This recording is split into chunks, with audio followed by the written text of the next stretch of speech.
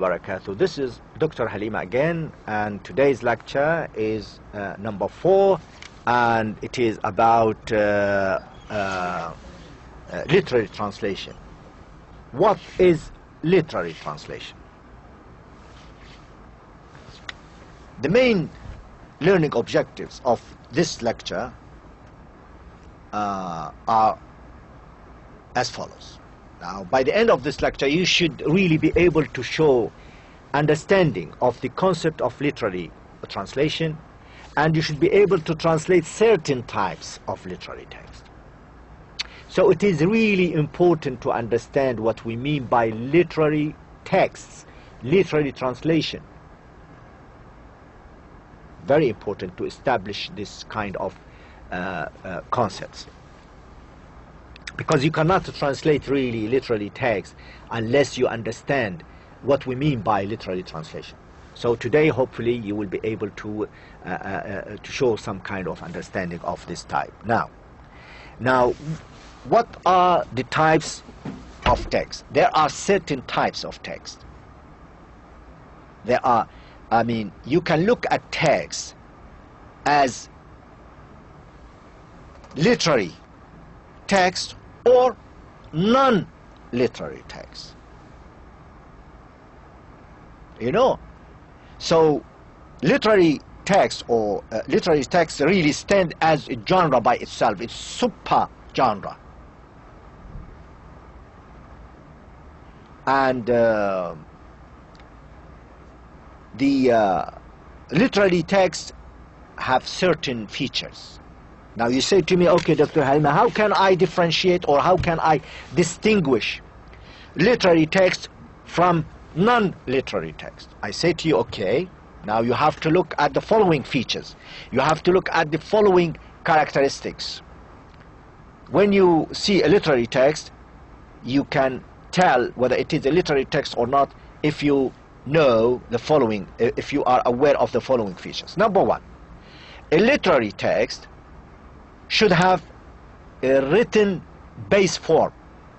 It should be written.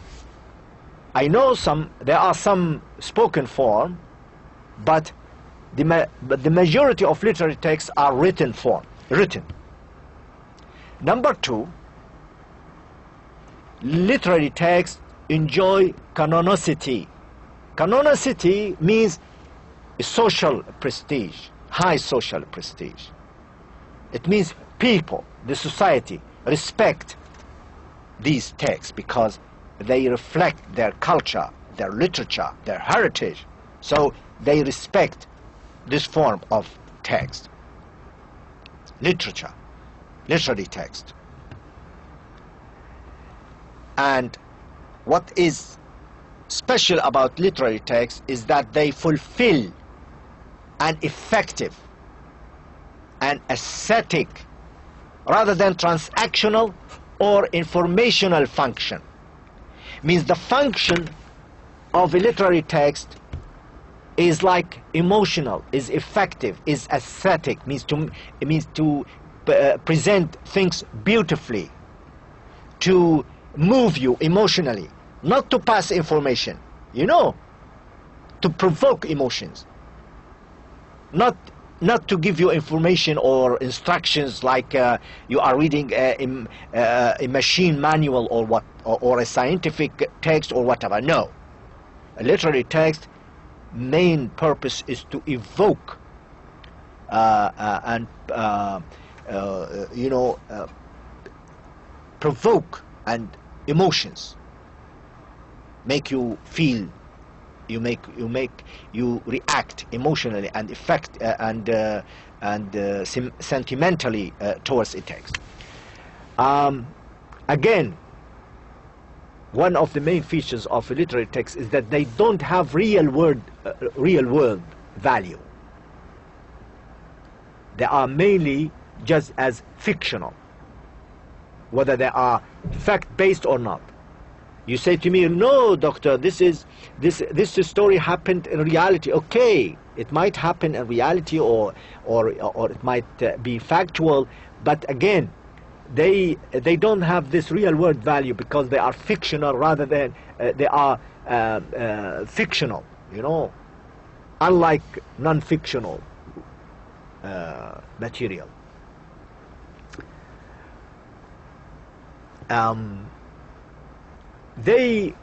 They are literary texts as well. They are characterized by poetic language use. You can see that in literature, the text has some kind of poetic language. You know, so the form of the language is very important. You need to be aware of this. So another one, another point you need to be aware of is the style. You need to be aware of so many different styles in the in literary text. This is it an archaic style, or is it a contemporary style, or is it an everyday lifestyle, and what, you know? So you need to be aware of all these features. Why? Because they help you identify the type of text in front of you. Okay?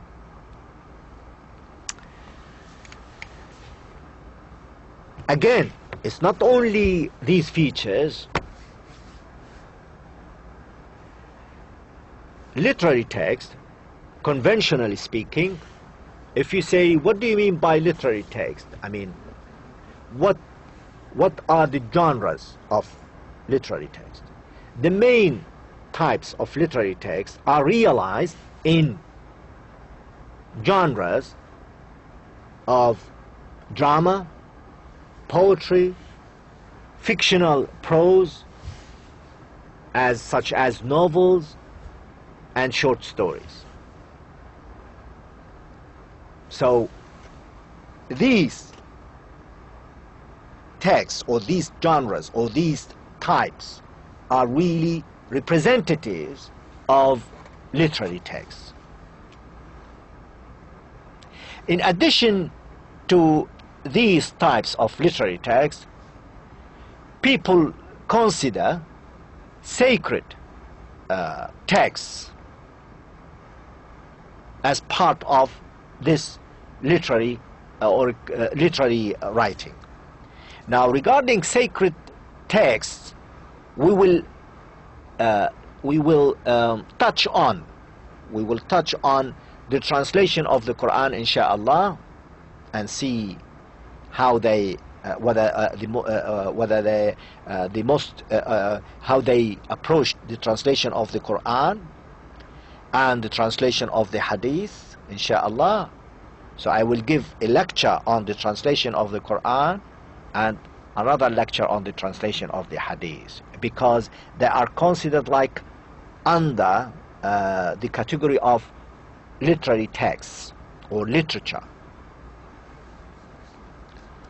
There are some other types of literary text, but not in the real sense of really literary text, but they have some kind of images that make you feel that, oh, there is some kind of literature about it, like advertising, you know.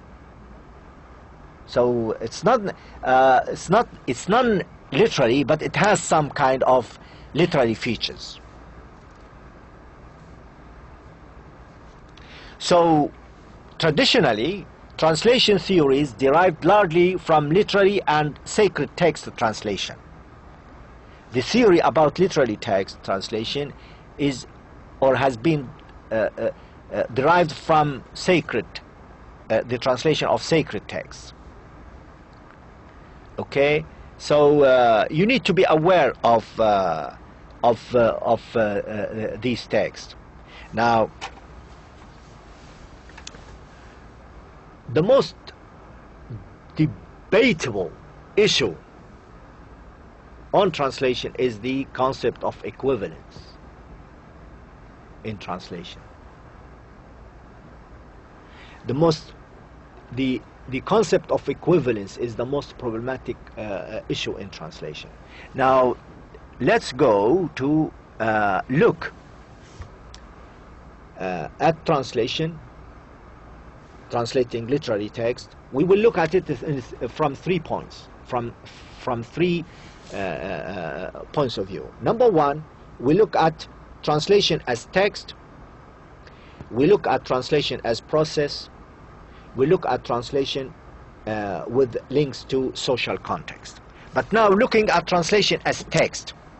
Now if you want to translate a text from Arabic into English or from English into Arabic, you need to think of 3 main issues. 3 main issues.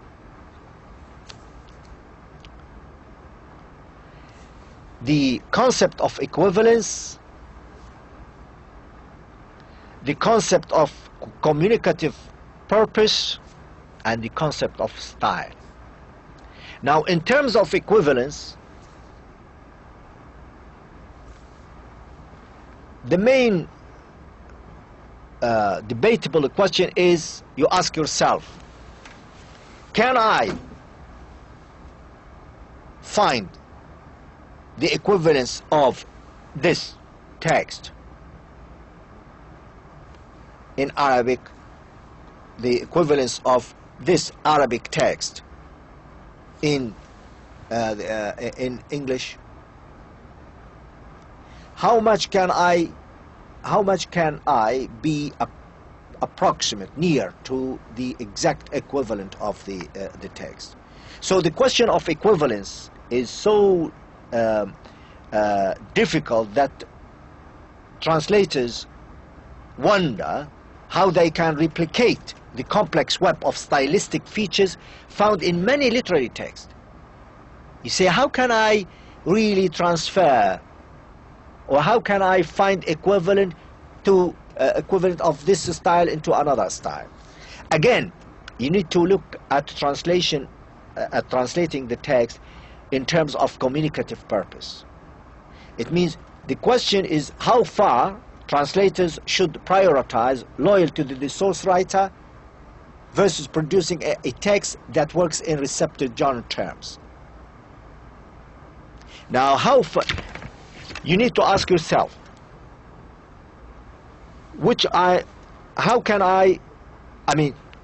shall I be loyal to the Arabic source text, or shall I be loyal to the English target text? So it's your decision.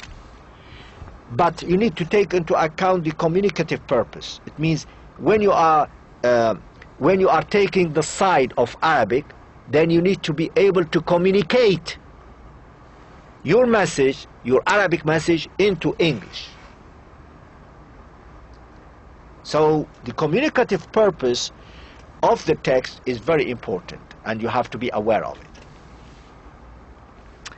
Now, another problem, another concern is the translation of style. It is so important when it comes down to translating creative writing. You need to really first look at the writer's cultural space-time. In other words, when you are translating something like a text from مفتاح دار السعادة or ابن قيم الجوزية رضي الله عنه ورحمه الله, you need to signal to the people, to the reader, that your translation reflects the style of Ibn Qayyim al-Jawziyah. Can you do that? This is the most difficult bit. Why? Because you need to create the style written in the time of Ibn Qayyim al-Jawziyah to the modern reader. And this is a challenge for creative translators. And we'll find out like that later. Now, here is an example. This is just an example to show to you how Halima 2012 to try to achieve the equivalence in English and the communicative purpose of the hadith that signals that this is a translation of a hadith of the Prophet ﷺ narrated by Abu Huraira. So what the translator here tried to achieve not only the equivalence in English, not only the communicative purpose, but tried to convey or transfer or translate the style, which is impossible. But Halima tried his best to achieve these three elements of translating a text. Now look, let's take just the first bit. عن أبي هريرة رضي الله عنه قال خطبنا رسول الله عليه وسلم فقال أيها الناس قد فرض الله عليكم الحج فحجوا. Now, how did he translate the equivalence? What is the equivalence of this part of the hadith in English? Abu Huraira reported, عن أبي هريرة reported that, عن أبي هريرة قال. The equivalence is عن أبي هريرة قال. Abu Huraira reported that. خطبنا رسول الله عليه وسلم فقال. The messenger of Allah, peace and blessings of Allah be upon him, said, while he was delivering a speech to us. خطبنا فقال. خطبنا, the equivalence is while he was delivering a speech to us. أيها الناس. Now أيها الناس, how would you translate it? The communicative purpose, the style. Oh people, Allah has made performing Hajj obligatory on you, so do it. This is the best that he could come up with in terms of equivalence, in terms of communicative purpose, and in terms of style. This is the most appropriate, probably appropriate style for an English reader.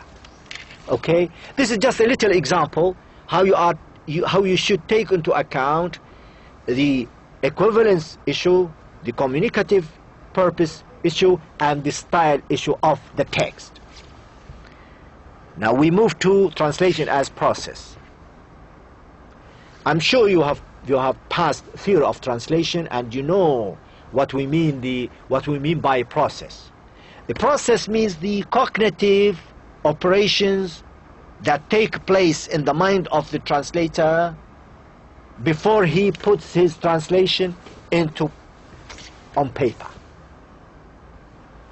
So when you are translating a creative writing, especially poetry, you need to really brainstorm, think, contemplate. You read the text and you say, okay, I'm not going to translate it today, I'm thinking about it. While you are in the kitchen, while you are at work, while you are driving, not driving, but focus on driving. I don't mean while you are driving you think of my translation, no.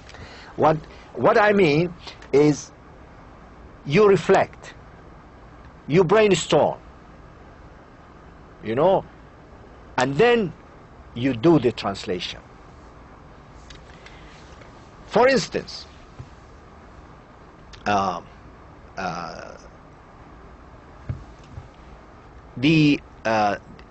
at, for instance, the example literary translators like rewriters.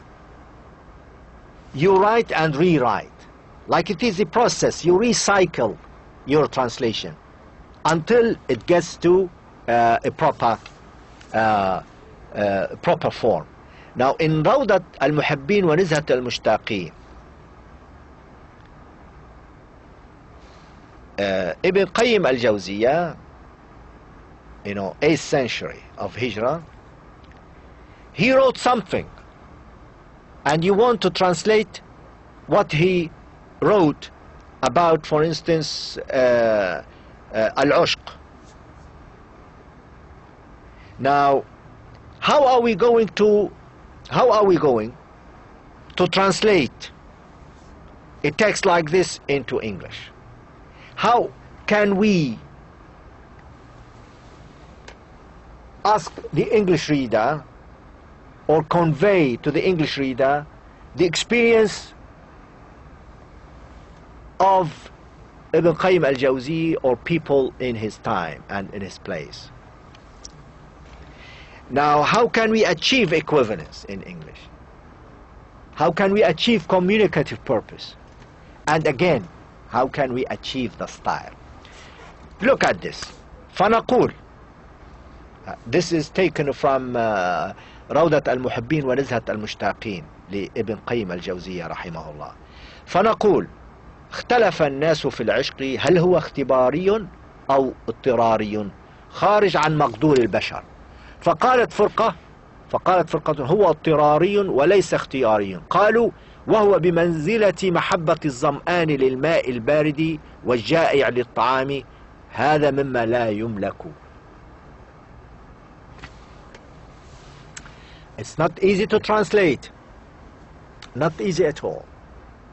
You need to really make sure that you find the main equivalence of this text into English, and the communicative purpose. You need to communicate this message to the English reader, and you need to really think of the style of Ibn Qayyim al-Jawziyya. Can you write in a style like his? Now look at what we have done. A and B, and you can see the difference. We say people disagree about falling in love. Is it optional or compulsory and beyond of one's control?